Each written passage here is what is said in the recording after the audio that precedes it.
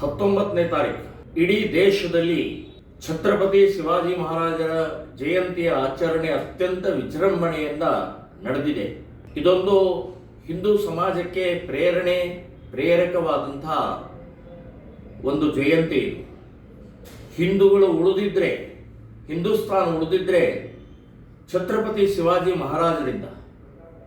ಅಂಥ ವೀರ ಧೀರ ಕ್ಷಾತ್ರತ್ವವನ್ನು ಮೂಡಿಸಿದಂತಹ ಛತ್ರಪತಿ ಶಿವಾಜಿಯ ಮೆರವಣಿಗೆ ಮೇಲೆ ಬಾಗಲಕೋಟೆ ನಗರದಲ್ಲಿ ಒಂದು ಮಸೀದಿ ಎದುರುಗಡೆಗೆ ಬಂದ ತಕ್ಷಣ ಕಲ್ಲು ಚಪ್ಪಲಿಯನ್ನು ಎಸೆತಾರೆ ಅಂತಂದ್ರೆ ಇದೊಂದು ಅತ್ಯಂತ ಹೀನವಾದಂತಹ ಕೃತ್ಯ.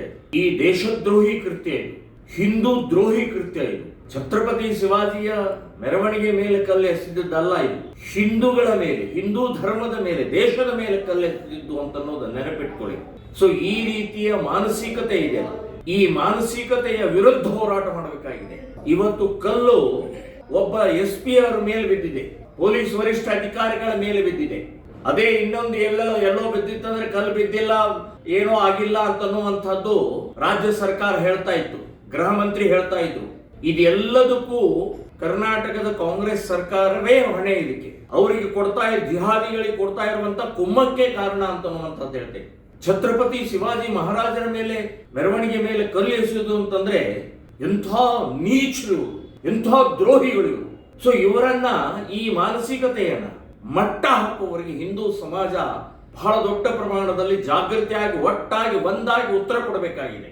ಈ ಕೈಗಳಿಗೆ ಕಲ್ಲು ಎಸೆಯುವಂತ ಕೈಗಳಿಗೆ ಬಲ ಕೊಟ್ಟಿದ್ದೇ ಹಿಂದೂ ಸಮಾಜ.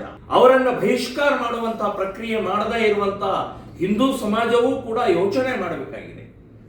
ಛತ್ರಪತಿ ಶಿವಾಜಿಗೆ ಅವಮಾನ ಅಂತಂದ್ರೆ ಹಿಂದೂ ಸಮಾಜಕ್ಕೆ ಅವಮಾನ, ದೇಶಕ್ಕೆ ಅವಮಾನ. ಇದನ್ನ ಇಡೀ ಹಿಂದೂ ಸಮಾಜ ಖಂಡಿಸಲೇಬೇಕು, ವಿರೋಧಿಸಲೇಬೇಕು.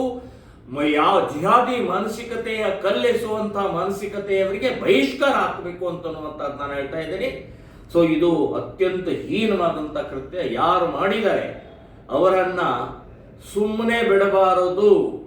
ಬರೀ ಒಬ್ಬ SP ಮೇಲೆ ಕಲ್ಲು ಎಸೆದಂತಹದ್ದಲ್ಲ, ಇದು ಇಡೀ ಹಿಂದೂ ಸಮಾಜಕ್ಕೆ ಅವಮಾನ ಮಾಡಿದಂತಹದ್ದು ಅಂತ ಅನ್ನುವಂಥದ್ದು ನಾನು ಹೇಳ್ತಾ ಇದ್ದೀನಿ. ಇದು ಖಂಡನೀಯ, ವಿರೋಧ ಮಾಡುವಂತಹದ್ದು ಪ್ರತಿಯೊಬ್ಬರು ಕರ್ತವ್ಯ ಅಂತ ಅನ್ನುವಂಥದ್ದು ನಾನು